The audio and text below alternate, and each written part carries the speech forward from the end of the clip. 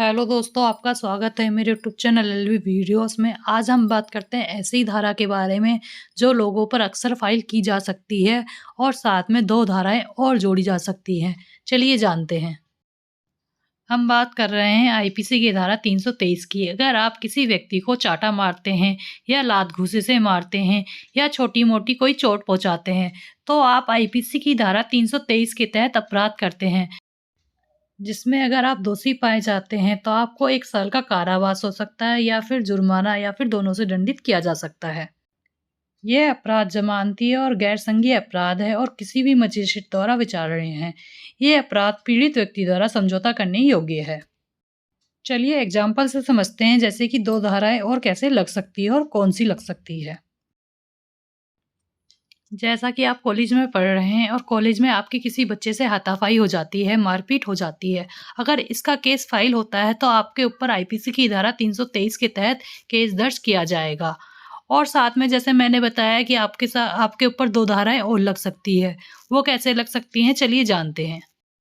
जैसे कि आपने उसको मारा, मारने के बाद आपने उसको भड़काया कि आप कुछ नहीं कर सकते और आप डरपोक हैं। ऐसी कोई बात कही जिससे वह जोश में आ जाता है और लोक शांति भंग कर देता है या फिर पब्लिक एनवायरनमेंट खराब कर देता है या वह गाली-गलौज करने लगता है या फिर लोगों के साथ मारपीट कर लेता है या क्लास का माहौल खराब कर देता है। तो वहाँ का माहौल खराब कर देता है, वहाँ की लोक शांति भंग कर देता है। तो इस कंडीशन में आपके ऊपर आईपीसी की धारा 504 के तहत अपराध दर्ज किया जा सकता है। इस कंडीशन में यदि आप दोषी पाए जाते हैं तो आपको 2 वर्ष का कारावास हो सकता है या फिर जुर्माना या फिर दोनों से दंडित किया जा सकता है।